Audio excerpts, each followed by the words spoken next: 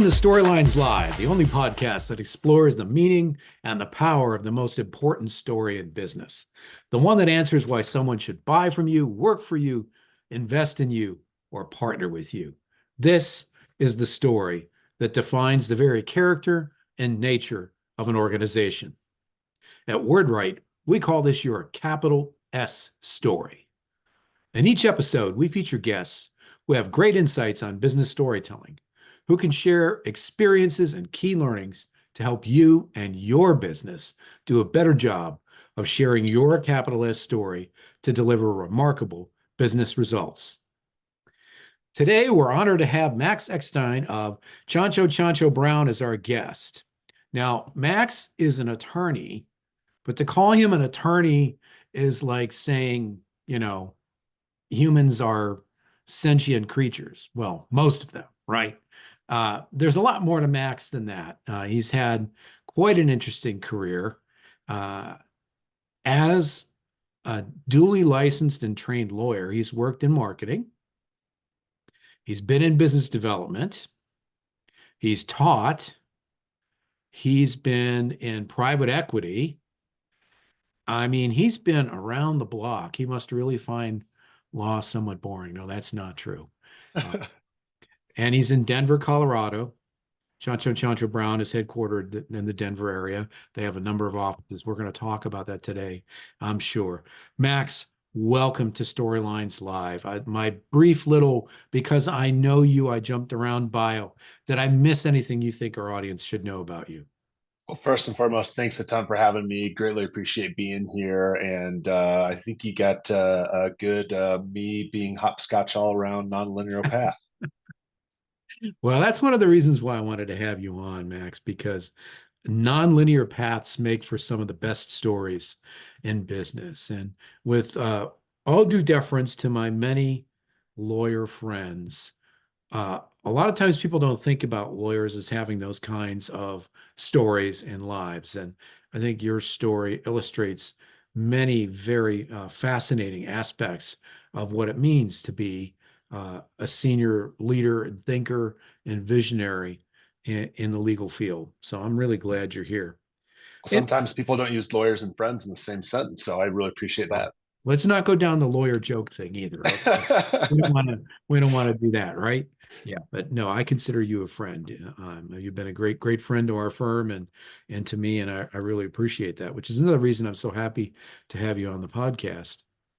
Max, we always ask our guests on the podcast about the capital S story. Obviously, that is our secret sauce. That's the reason we exist at WordWrite, is to really help organizations uncover, develop, and share the story that answers why somebody would buy from them, work for them, invest in them, or partner with them. In your current state of your career, at the firm, personally, doesn't matter, maybe both. Which of those four is most important to you right now? It's a great question, and thanks for asking. I'll kind of hit on all four. I guess we really believe in buying, local and supporting our fellow businesses here in the states that we work in and the towns that we reside in. We really believe in investing in our people and our communities, and likewise, we believe in partnering, just with our clients, but also 40 plus nonprofit organizations and other community orgs here in Colorado. But truly we get to work with our clients and we get to work with our colleagues and with our greater legal community to really kind of advocate for their causes. And I think that's really what's probably the most important thing for us. And so I think work is the one that I'd resonate with me probably the most. Well, that's great. And, frequently when we talk about why would somebody work for you, it's about talent, right? But it's also Sure. about the aspect of partnering and why would somebody choose to uh, pick your firm, right? As somebody to ride along on their journey, right? Every study I've ever seen, Max, among the most trusted advisors to any organization, legal counsel, maybe the accounting firm, right? So you're sort of in your work, you're kind of in the cockpit with the folks leading an organization, right? Absolutely. No, I think that's a great way to think about it. I mean, truly, we talk about partners and kind of like building a board around a business, and being part of that greater influencers that would be there to help them kind of find their journey. And then it's different for the individuals that might be going down a different path there in litigation. Well, now speaking of that, I hinted at your rather unusual individual path. I'm just curious, folks. Max's current title is Chief Operating Officer at the law firm. Now, a lot of law firms don't have a CEO, let alone a COO. What is it that you do every day? I usually take out the waste bins, clean up the floors as much as possible. No, I Some think days you do it. yeah, no, truly believe in leadership, and we wanted to try to do something here a little bit different, and that we wanted to make sure that we're setting ourselves up for success. And so, really building that good foundation of what was important for us as a firm, but also for our people and for our clients. And so, my day to day, really goes around operations, and that's the operational piece of that. And so that some days we'll be working with our HR and doing during hiring and leadership activities. We're trying to continue to get better on a day-to-day basis. Other times it might be bringing in a client. It might be working on some of our marketing activities. It might be working with outside organizations and trying to make sure that we're doing community work. So there's no typical day, which is what makes it fun. And I think that's what's exciting about the practice of law is we don't have that typical day. We get to stay curious. We get to lean into that, and that happens here internally as well as externally. Well, I love that. In our firm, one of our core values is intellectual curiosity. Mhm. I often say to people, it doesn't matter how old you are, once you stop learning, you may as well be dead from the neck up. And intellectually curious is really important. Go ahead. Yeah, I think that's absolutely it. I mean, one of the things that I learned from my mom, who was a teacher, was Mm. just having kind of that genuine curiosity, and I think that's probably one of the most important things. Yes, it's about your story, and one of the things we're talking about here today, but it's really about other people's story, and I think learning about that and being able to listen, and that's something we've got to do very well as attorneys, is being able to listen so we can actually figure out what it is, the true outcome that they're trying to look for, because there's obviously a litigation outcome, but then there's other times people just need to be able to tell their story, and they need to be able to be in the courtroom or get it out there in the world, and that can be as important as the outcome itself. Beautifully said, my friend. And I think when most people think about attorneys and pop culture, they think the stories are the stories that they see told in the courtroom, right? Sure. And certainly that is a flavor of storytelling. When a litigator is representing a client, whether it's a civil or criminal matter, there is an element of narrative storytelling, right? Hmm. I'm curious, how does your personal story inform why you do what you do today? Yeah, I mean, I think it really goes back to that curiosity piece. I love people. I was a pretty shy kid actually growing up, which is hard to believe if you It probably is know great. me now. But I actually had a nickname of Shadow because I used to follow my father around and not talk a whole heck of a lot. Wow. But what I think that allowed me was my father in business and my mother in education allowed me an opportunity to interact with a lot of adults and have a genuine curiosity and learn from them and ask questions and try to kind of try to build my toolbox. And I think that was hugely important for me. Um, I think that's the same kind of curiosity I try to bring to work every single day, and working with our employees or working with our clients, or just working out there in the community. I think the other part of it is staying humble and trying to give back. And so philanthropy and service work has been super important, not for just for me individually, but also collectively as a firm. And that's something that we really believe in, is giving back to community. We've got some special skills that we've learned, and through our I don't know, experiences that we've had, then I think that we're able to take those and be able to create maybe a better future for others. Well, tell our audience a little bit about that.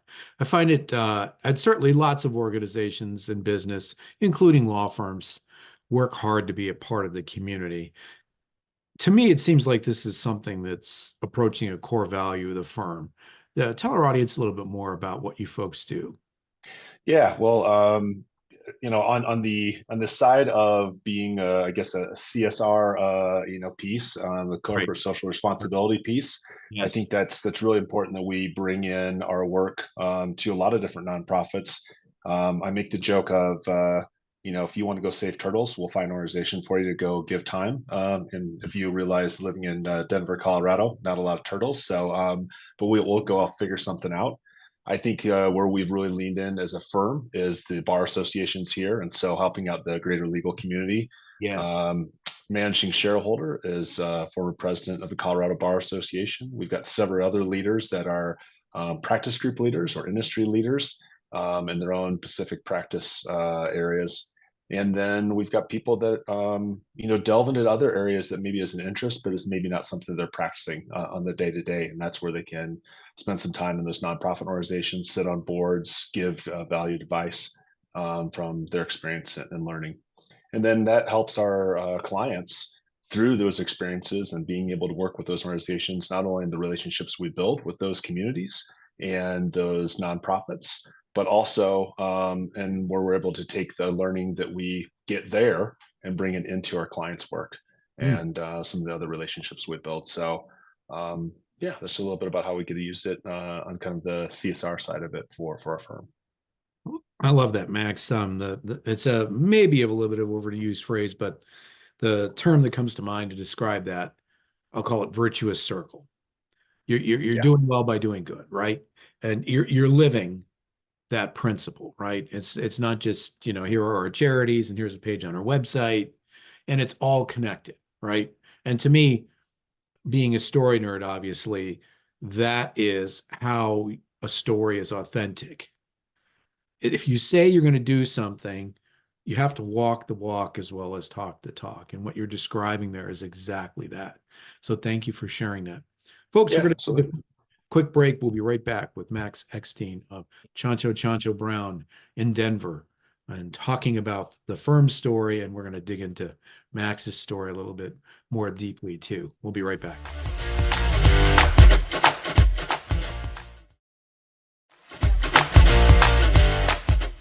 Folks, thanks for joining us for this episode of Storylines Live. We're glad you're here with us. And Max Eckstein, who is Chief Operating Officer at Ciancio Ciancio Brown, a great law firm in Denver, Colorado. Before we took the break, Max, we were talking a little bit more about story. I want to give you the opportunity to dig in a little bit and talk about the firm and then yourself a little bit. You're involved in some very interesting things. But let's start with the firm. Tell us what the firm does, who you best serve.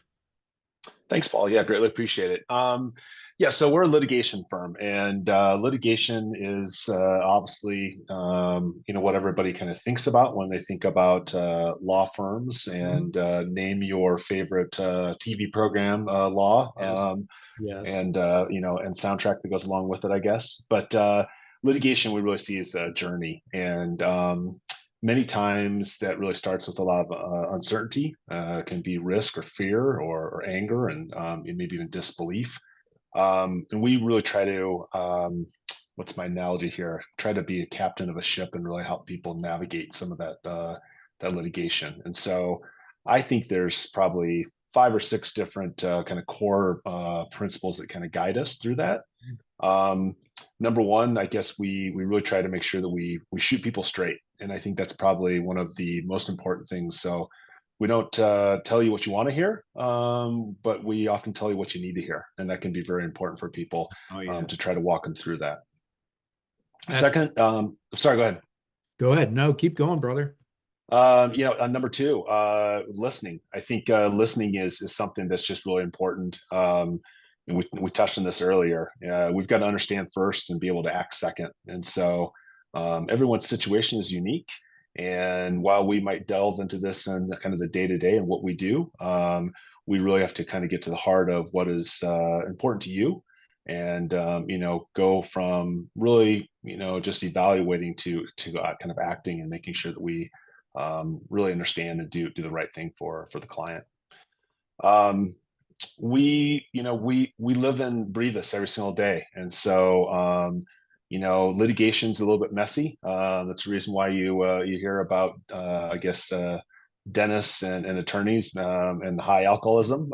So unfortunately, that's one of the realities that There you go. yeah, when you live in the fight. But that's also part of the thing that we really enjoy. I think you have a lot of type A personalities, meaning you have a lot of competitive people, a lot of Sure. former athletes, sports stars, whatever. And I think we really know the ropes there. And so, regardless of the situation, we are really committed to resolving the matter, together. And I think Mhm. that's really, really important. Heck, Um, that's great stuff. yeah, we litigate on multiple different areas, and I think that also is really unique for us. So we're able to use creative strategies kind of across the firm to Right. help outmaneuver other firms in that regard. So, perfect example there would be a divorce. Might also have some sort of a domestic violence piece, and so our criminal defense team and our family law team can work together and really think about a plan and how we can kind of work together there. And I think that's something that's really really important. Mhm. Um, we're on this journey together. We're on the journey together, really with the client, and I think that's super important for us to be not just the counselor, the navigator there, but Mhm. also might be a strong shoulder and might be Right. somebody that's just a sounding board. And so, because we have been there, we've experienced it quite a bit. We often counsel an awful lot, especially in the domestic family law area. And I think that's an area that's really important to have somebody there that has that experience, understands, knows appropriately when to lead and when to listen. Um, so we've got great people, as I touched on before. Some of the best award winners, super lawyers, best lawyers. Mhm. Mentioned the Bar Association and how we've had a lot of people be in leadership, roles there as well. And so, um, yeah, we enjoy litigation. We enjoy what we get to do. We enjoy working with the people we get to work with, and we're lucky enough to be able to work with the clients we choose to work with. That's awesome, Max. What would you say makes your firm different from competitors? Yeah, it's a great question. A law firm is law firm is law firm, right? And I Not think that really. yeah, well, I think that's what a lot of people kind of think in some ways. And Mhm. so I Yes. think that we really have that kind of the core commitment to excellence in our legal Mhm. advocacy, as well as kind of fusing our collective talents together. To really provide a great value to our clients to help them achieve their goals. And so I hope that next level representation is kind of what sets us apart, that we don't, settle for mediocrity, I should say, Right. and we really strive to exceed our clients' expectations, both in the quality of our services, but also the outcomes we obtain, and hopefully we continue to receive the peer recognition as well as client recognition for kind of achieving those outstanding results. Mm. Great. Now, get a little personal here. What Sure. brings you the most personal satisfaction from your work? Yeah, boy, I think it's leadership, and it's our people, I guess, is what it really boils down to. And so, I think all of us strive to be a better version of ourselves every single day, hopefully, and I hope to bring some inspiration, some leadership here. Hopefully, a smile into the office every single day, Mm. because it's not always easy doing what we do. And I think that as a leader, that's what you can do. You can help, improve everyone's day every single day. Um, I guess lead by example. Yeah. Pressure is a privilege, and we've got some pressure of kind of like doing a great job here at work and making sure that we really level up with people. So do the right thing all the time, every time, and I think that a lot of the good work just kind of comes from there. I I can't let you go without asking you about a couple of things that you do Sure, are directly related to what you do, but they're not in your paycheck. So, sure. uh, can you tell people a little bit about what you're doing with Nepal? I think they'd find it very interesting. Yeah, so very blessed with another gentleman and some others from Italy, as well as here in the U.S. And The firm gave me great latitude in being able to take off from work about 3 weeks, and we took off. And the long and short story of it is, went and did a dental mission there, and so, started and trekked all the way up to the Mustang region of Nepal, Wow. which is sort of a unique area that is in between China and Nepal, and really rough area to live in the world. And a lot of people have not seen medical care ever, if for several years. And so Hmm. we were able to service about 400 some folks there with dental cleanings, and another 400 some folks that were super tough. And I do mean super tough, and that they had major dental work done Oh, wow. on cardboard boxes and or laying out in a courtyard someplace. Oh, And wow. it was a super humbling experience to be there, to say the least. My gosh. Now, you're a dentist as well as a No, lawyer. no. What did you do on this trip? Definitely not. No, we were there to support, raise money, and purchased a portable dental machine that we were able to take there. Um, the longer version of the story is that Boulder suffered through a pretty bad fire here a few years ago, called the Marshall Fire, and in that experience, one of my good friends lost his home. And through that time, and kind of working through his community there, and as they were starting to rebuild, we had raised some money to try to help some of that community. And he met a Nepalese man. And when we went out to lunch and we're talking about new adventures and things that we wanted to go do, we turned to him and said, what could we do to help you? And he said, well, what I would really like to do is do some sort of dental clinics in Nepal. So here's a guy that just lost his house, lost everything, is in the country, and he is thinking about all of his cousins, brothers, friends, community in Nepal, not himself here, who's trying to rebuild. And so through that, we decided to raise some money, buy this dental machine, hire Dennis, not a dentist, and make sure that we had good care for those people. Meanwhile, an amazing experience for us. And I think any experience that you go out and do that you take more away from it than what you're trying to give is pretty amazing one. It's you're always trying to do the right thing, and if you're going to go do something like that, we were lucky to be able to work with local leadership, and they were able to kind of give us what they needed rather than a bunch of call spade a spade white guys walking over there and trying to tell them what they do need, but instead work with local people to try to make a difference. So bias Amazing. towards action. Amazing story there. But and okay, speaking of bias toward action, we have to talk about the Summit Collective, which has been rebranded, and being in the marketing and PR field, I understand why. Originally called Studs, uh, Sure. formed during COVID, right? Uh, Correct. Small, tactical, unabashed dudes of service. Summit Collective does sound a little bit more, oh, I don't know. Uh, Professional. I don't know. Yeah, yeah, that something would like be a that. good word. Yeah, yeah. Yeah. But tell our audience about the Summit Collective. Yeah, so it's a national leadership group of businessmen who are motivated and driven, really kind of a growth minded mindset to really make a positive difference in our world, but also in our work, in our life, and in our communities. And so part of that is what we kind of dub as elevate, amplify, and connect. Hmm. And those are the three pillars of the group, and what we really think is just really important. And so, yeah, it's a group of lifelong learners, guys are trying to seek in self improvement with a give first mentality, trying to stay humble and curious. And I think overall, just a really good group of people. And so it's our own personal board of advisors, I guess, of work and life, and just excited to be part of it with a group of guys that are just I know are going to do amazing things and continue. Already have done amazing things, but will continue to do even more amazing things. And I hope really you know move us forward. So bias towards action, as I said, is the motto. All right. That's one of the mottos of the group, and I think that's really great. You can't just sit around and talk about how you like to make things better. You got to make a difference. And Max, I think you've demonstrated that today by sharing your personal story, talking about the Summit Collective and Paul and Ciancio Ciancio Brown and the work that is done there on a daily basis. Max, how can our audience find you?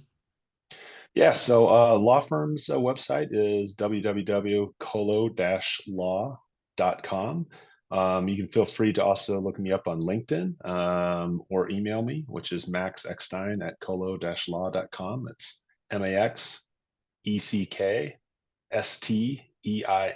at COLO-law.com. Yeah, or feel free to give me a call here at the firm. Phone number is 303-451-0300. I'm impressed that you know your own phone number. A lot of Yeah, I people, tell you what, yeah, on especially cell phone vacations. number. Folks, we'll have all that information for you in the show notes. Max, once again, I want to thank you for being our guest on this episode of Storylines Live. Truly enjoyed talking with you, learning more about you personally, about the firm, the work you do. And folks, glad to have you along for this episode of Storylines Live. We'll see you in the next episode, coming to you soon, wherever you get your podcasts.